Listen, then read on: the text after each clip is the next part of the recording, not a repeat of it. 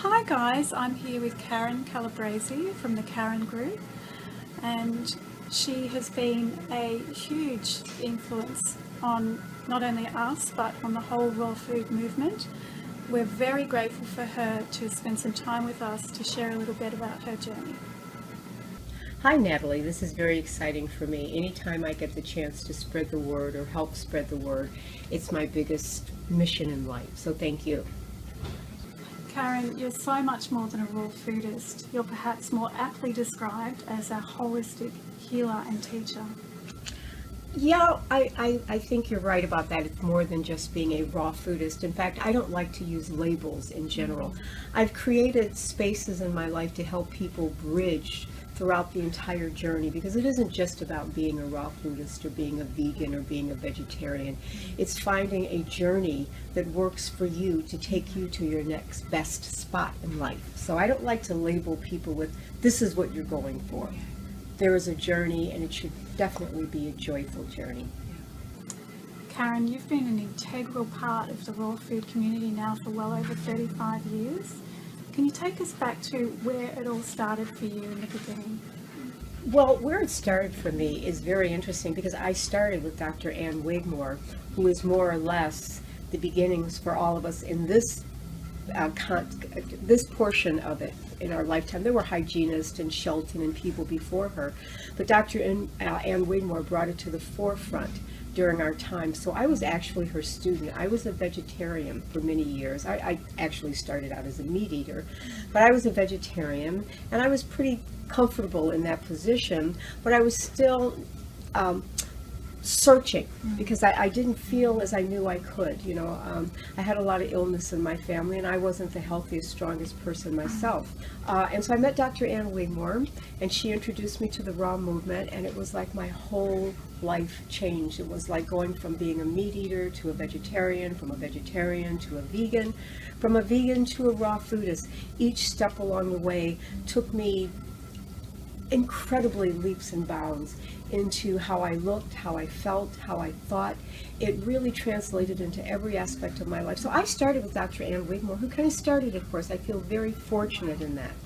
And it just kind of blossomed from there. I have the longest standing raw food restaurant in the country, probably in the world, actually, because I came directly through her. I have to say, when I look back, it's been very difficult, although I have the type of personality that I don't realize I'm in a mess until I'm past it and I look back. But especially starting here in Chicago, the meat and cheese dairy capital of the world, it was extremely difficult to get people interested and involved in what I was doing. In fact, my first restaurant said gourmet raw foods, and people just walked by. But once I took the sign off that said, and just said good fresh food, then we got people involved. And then when I started teaching classes, because to me that's the basis for our movement, is educating people. So when I started the education process, it started to change. Absolutely. What would you say were the noticeable benefits in your health when you made this change to a different lifestyle? Oh wow, my energy levels, my sleep patterns, the fact that no illness, no sickness. I mean, I can talk about the benefits 35 years later. I've been a vegan 45 years, but the benefits 35 years later, which I think your listeners should really be interested in. What's going to happen to me along the way? I'm 67 years old. I don't know what illness is. I don't know what tiredness is. I have no wrinkles, no lines. I mean, I do have wrinkles, but not what a typical 67-year-old person would look like.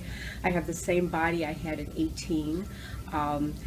I work 16 hours a day, 6 days a week. I take a professional advanced ballet class with girls 18 and under. Don't you think you want to join my team? Because I'm not special. This is what I need your listeners to understand. I'm not special. We all have this capability. We are self-regenerating organisms, and the only reason you're getting tired and sick and old is because you're putting too much of the wrong material in and not enough of the right material in. And the whole reality is it's cause and effect. You can't get away from it. So what have I enjoyed? I don't know what illness is. I don't know what sickness is. And I get 25-year-old guys still hitting on me. Oh, that's amazing, isn't it? That's fantastic.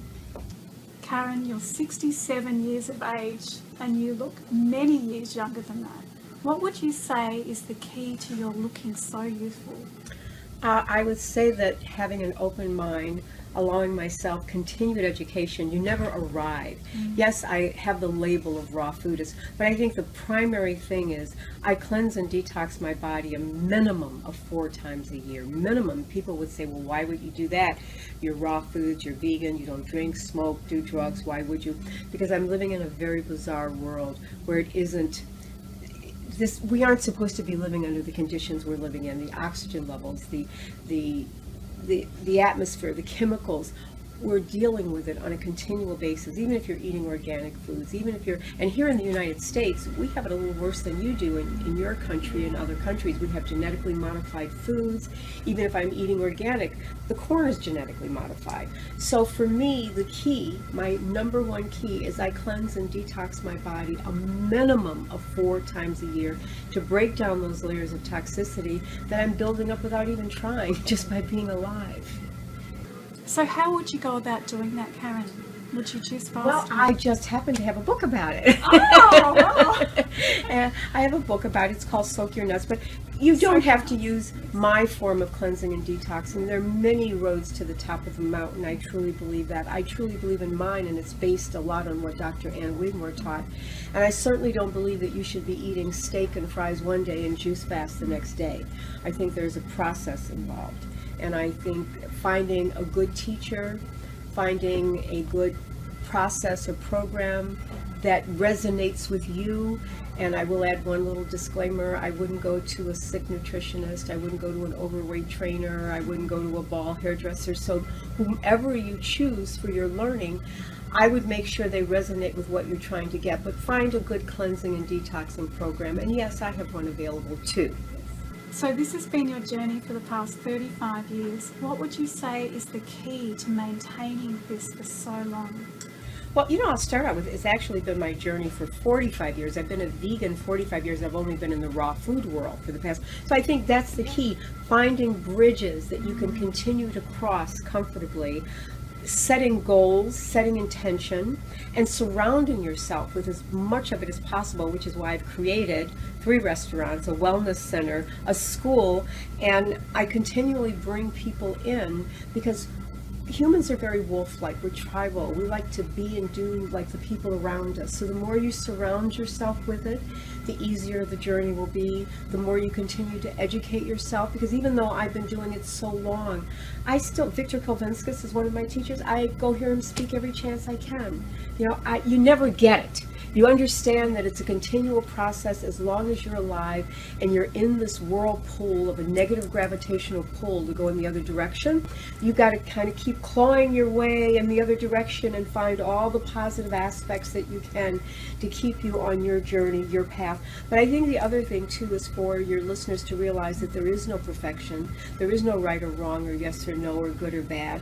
And as you follow your journey, whatever backward steps you take, you just go, it's part of my process, and keep moving forward. And don't judge yourself and don't judge others. What an incredible commitment you have made to share this with others. What do you think has been your greatest motivation to do so? You're not going to like this answer. Me, taking care of me. It's all for me. I make myself number one. I create everything for me, and then I just share it with everyone else. This is the only thing we have control over. Self-love, right? Exactly. Yeah. We only have control over ourselves, and if you put everything into you, you can't help but have the shoulders big enough to help others. Yeah. That's what does it, taking care of me. But the world is circular, so as I take care of myself, I can't help but take care of other people also. It's just part of the process. Well, thank you so much for your time, Karyn. It's been such a delight to meet you and to listen and share some of your journey.